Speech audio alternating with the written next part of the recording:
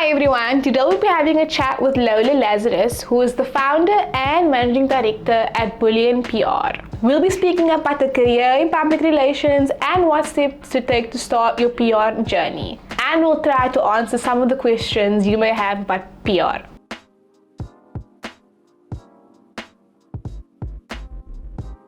Good morning, Rahima and listeners. I am delighted to be sharing all this information here with you today. I own a public relations consultancy, which has been going for 27 years now, and we cover all forms of PR. So whether it's social media or crisis PR, right across all platforms and all industries. We also have just opened an office in London, which is very exciting, literally weeks ago. So we're very excited about that. And lots is going to happen there too. So we specialize in emerging markets through Africa. And like I say, we've been around the block and we've been around a long time. Well, that's amazing. And congratulations on your new venture in London. That's an incredible achievement. Thank you, Rahima. Thanks for just sharing a brief history about the company. So you're the founder and managing director at Bullion PR. But let's take it back all the way back to when your journey began all those years ago in PR. How did you start working in the industry? Okay, so although it was very, very long time ago, I remember it like it was yesterday. So I came from a single parent home, and in fact, it was so bad that my mom didn't even want me to complete matric. Oh, wow. And I managed to convince her to let me stay on and just finish the matric, which I did. And all I wanted to do was study psychology. That's all I was hooked on. And of course, we couldn't afford it, but I found jobs at night and whatever, which managed to get me to go to university, to Wits University. But I used to go and sit in lectures every day, not knowing how the fees were going to be paid. Yeah. So in those days, we called them blocks at university, so a term. And I did 2 blocks, and Wits University came to me and said, "You're an imposter. You can't be sitting here and you haven't paid fees." So I had to leave. And that was the end of my psychology there. And then an opportunity arose in public relations. And public relations at that time was relatively new worldwide, actually, and in particular in this country. And they didn't even offer a diploma at that stage. I mean, a degree at that stage in it. Yeah. It was a diploma. And I saw that there was a bursary going, and double whammy, one of the subjects was psychology. Yeah. So I thought, let me try again. And I got the bursary and I got to do my psychology as one of the subjects. And that's how I landed up in PR. And I've never looked back. I have to say it's been very good to me. Another door open situation. Exactly. What's meant to be will be. Maybe just take us on the journey as a PR student and getting into the industry. Maybe just touch briefly about Sure. Yeah. All right. So after that, we all had to do, as all the students have to do, is our prac year. And I was very fortunate to get a post at a very well-known international PR consultancy. And there I went in with the perception that this is going to be really glamorous because that's what we all think PR is. Yes. And I learned the hard way. I got my hands dirty. I had to answer the phone and sit in reception. I had to do the filing. I had to serve tea and coffee and take the minutes. But in doing all of that, when the journalists were phoning in, I got to know the journalists. Yeah. When I was doing the filing, I got to learn how the press releases were written. When I sat in the meeting taking minutes, I learned how management interacted with one another, that kind of thing. So I really got great experience there. So I think no one should underestimate the experience you get when you do get asked to sit at the reception desk and you think, well, I've studied these past 3 or 4 years. I'm not supposed to be doing this. a really good opportunity. And Yes. then from there, it progressed to working on projects like Miss World. And I traveled nationally with the Miss World ladies. And then a highlight of my career was assisting on the coordination of Zinzi Mandela's wedding, just after Nelson Mandela came out of prison. And that was extraordinary. I mean, the rehearsals and all of that for the wedding. And obviously it was an international event because he hadn't come out of prison long before that. And just to give you a bit of a tidbit of what happened, but I was told to go and I was a gopher, and I was told to go and put the chairs out for a press conference at the old Colton Center ballroom in the middle of town. And I started setting up, and I mean, I had to disappear after I'd set up the chairs. The journalists were all sitting on the floor. There were no cell phones in those days. So they were all putting spools in their camera. And the next minute, in walked Mr. Mandela. And I hadn't been briefed on protocol or anything. And I learned very quickly from there to wing it. Yes. And the gracious gentleman that he was, he came up and introduced himself to me. That's so amazing. It put me at ease. And so, yes, these curveballs are thrown at you in the industry, and you learn very fast. Yes. Very fast. And then just briefly, I then went on to do a BA honors degree in communication science, because PR then progressed to a degree and it became communication science.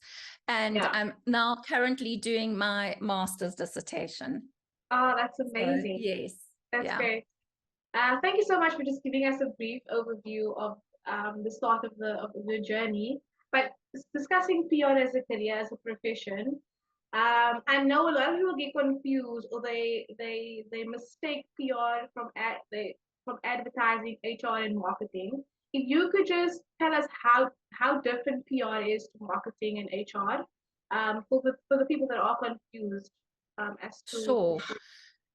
Yeah. So what happens is, I'm going to give you almost like a bit of an organogram this is not cast in stone because everybody operates differently. So the basic structure and how it's supposed to work in theory, but it never really does, is you have your advertising, your HR, marketing, and even digital. So even that could be included, your advertising, that kind of thing. So you have your CEO at the top, and then you have your HR reporting there. What ought to happen is PR is supposed to have a seat at that table too.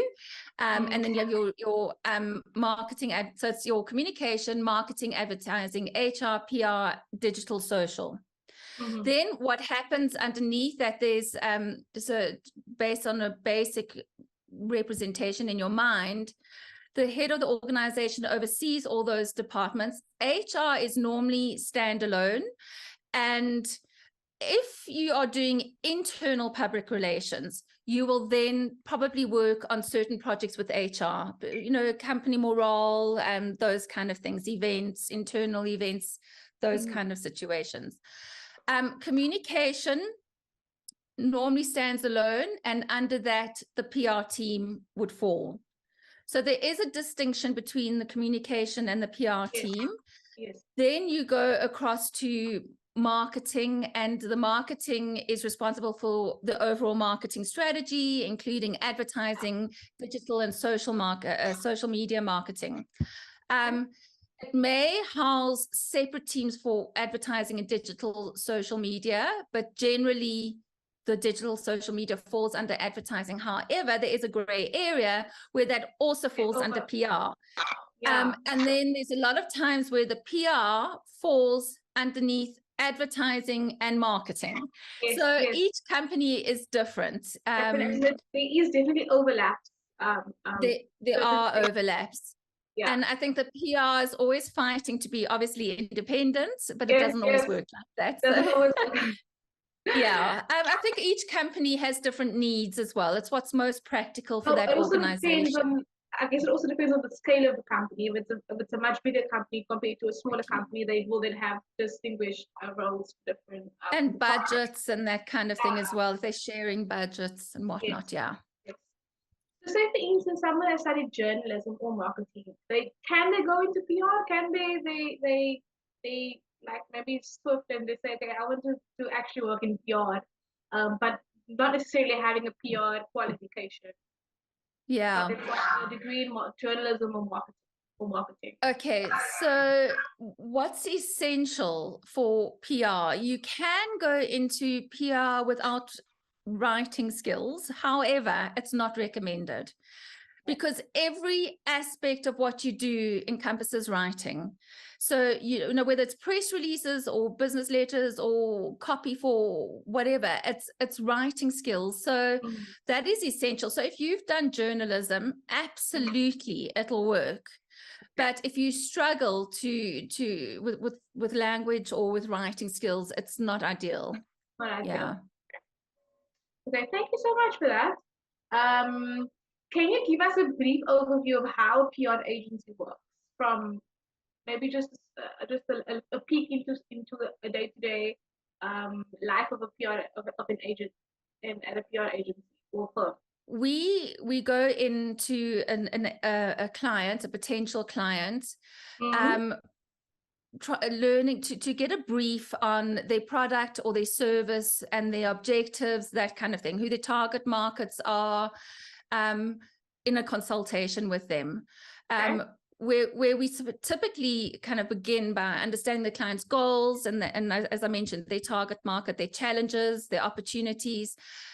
This can involve detailed discussions and analysis to align agencies, their strategy with the client's expectations or their business plan. It's really important that the communication plan supports the business plan. Then we move on to research and planning, and agencies conduct extensive research. We can be done, it can be done through things like a perception or communication audits, or competitor analysis on the client's industry and their audience. And then this research helps in crafting a tailored PR strategy. And then based on the research, PR professionals develop a comprehensive strategy, and this may include media outreach, event planning, social media strategy, crisis management, important one, and other PR tactics. And then we go on to creating content, and agencies often create various types of content, including that's where the press releases come in, your articles, your blog posts, and your social media posts. They work to ensure that the content aligns with the client's messaging and branding guidelines. And we'll also compile media kits containing essential information about the client or product to share with journalists and influencers. And those we always keep on hand as background information. Media relations is a large component of our service to our clients. And the most in demand. And Bullion PR has proudly built and maintained relationships with journalists over the years, with bloggers and influencers over many, many years. So 27 years to be exact that we've been around, developed those relationships. And those are critical. And I think that's where our relationship with you has developed through our client Mancosa in the education sector. So we pitch relevant stories and arrange interviews and seek coverage in pertinent media outlets. And credibility with the media, and I'm sure you can speak to this as well, the credibility of the media is very important here. That's very, very important. Yeah, that you're not attempting to flog a dead horse. I mean, I'm sure you receive endless releases that you think this cannot be used. So one needs to be very honest with their clients as to whether or not something is considered newsworthy. And then there's press release distribution, and we use various means to do that, and various distribution channels. And then agencies may also coordinate events, both virtual. Virtual became really prevalent because of COVID. And then obviously your physical events and your press conferences and whatnot. And communications, the publicity and the follow-up. And then we look at crisis management. And in the event of a crisis or negative publicity, PR agencies work to protect and restore the client's reputation. Yes. And that's a whole game on its own. It's a whole different game, yeah. Yeah, and we develop crisis communication plans and strategies. And you'll be surprised how often, you know, one looks at their clients and think, oh, that could possibly never happen to me. Yeah. And you're in for a rude awakening, because it can happen to every single client. Yeah. Yes. Can you maybe give us an overview as to different roles or jobs you can get in the PR industry? Okay, so it's endless. So I'll try and fly through them for you. A couple. Yeah, so there's the public relations specialist. Yes. Then you get the public relations manager, you get media relations, which is my forte, one of the things that I thrive on. The social media manager, you get content creator. You can see why through all of this, the link is the writing. Event coordinator, crisis communications, as I mentioned, and that's a very serious one to take into consideration. If you think of the airlines and there's a crash, an airline crash, that you need to obviously be prepared. And then a spokesperson for various industries. And I think a nice one in that, a good example in that one is the US and politics and the White House and the press secretary. Press correspondent, yeah. So exciting. And I think in my next life, I want to come back to the White House doing being a press secretary. The press secretary. I don't think there's ever a dull moment. Yeah. So, and then you get communication director, and it really goes on forever. I mean, I don't know if you want me to give you any more. PR consultant, which is what I am. Yeah. So there's definitely a whole bunch of avenues. A lot. Yeah. Can venture into. Yeah, and internal communications. You know, we tend to forget internal communication, which is important. Yeah, that's amazing. What would you say is the easiest way for someone to gain experience? Maybe not after doing a diploma or a degree, but maybe after matric. What would be the easiest way to gain experience in the PR public relations industry? I mean, obviously, first prize is to try and get some sort of qualification. So, for instance, the Public Relations Institute of South Africa have short courses that you can attend, those kind of things, and also to get involved with an institution like that, because you'll learn that way.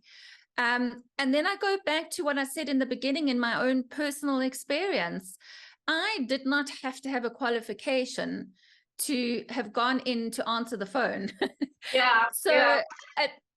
Don't shy away from, but get it in the right department. So if you are going to answer the phone or you are going to be admin, make sure it's in an agency, it's in the marketing department or the PR department where you want to be. Yeah.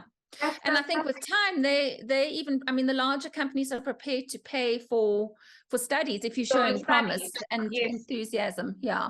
That's amazing. I think that's great advice also for someone that might not have the facilities to go and study, the means to go and study, but are aspiring to be in the industry. Start small, maybe as somewhere in the office at doing admin work or whatever. Yeah, and not being, like you said, not being afraid to start off with the nitty-gritty work. Yeah, because you can grow from there. Yes. I think that's key advice. So with having almost over 30 years experience in the industry, what advice would you give to one student or one matric learner wanting to go into PR, or maybe share an experience of a lesson that you've learned in PR that you like one takeaway that you would like to share with a student or someone that's just, they also want to be on the pedestal as a press secretary. It's a very simple one, Regina. Your day does not start at 8 and finish at 5. And the sooner you realize that, the better for you. So let me just explain what I mean. First of all, the clients, when they want to liaise with you, it's easier to do it before their day starts. So I start getting messages from 6:30 in the morning from the clients that of things that are on their mind. After 5 o'clock at night, you will find that certain producers or journalists, they realize they've got a gap tomorrow for an interview on one of the channels, and they will WhatsApp you at 8, 9 at night and say, please, have you got somebody to do this interview tomorrow? My clients are particularly accommodating and good at it because they see the value. So they know when they get a message from me at 10 o'clock at night, they do respond. In fact, I just had it last night from my client, the Southern African Fraud Prevention Service. He was asked to be on an interview today. So, and they do respond. It's very rare that the clients don't respond because they're paying you a lot of money to get them the exposure. So you can't think that you're going to switch your phone off at 5 and that's the end of your day, because you won't get the results. So you have got to, you might be out at dinner or whatever. That's your life. Your weekends, that's your life now. Yes, if you choose this. You kind of sign up for that when you decide you want to work in public relations. Yeah. Well, and eventing. I mean, eventing, you can leave, wrap up on a Saturday night at 3 on a Sunday morning after an event. So yeah, that's the joys. That's the joy that comes with it. Also with the many other blessings and fulfillment that you do receive. Exactly. Yeah. Well, thank you so much for sharing, for your time and giving some insight into the career in PR. And I'm pretty sure some of our viewers or listeners will be so amazed by the stories you've shared and the advice you've given.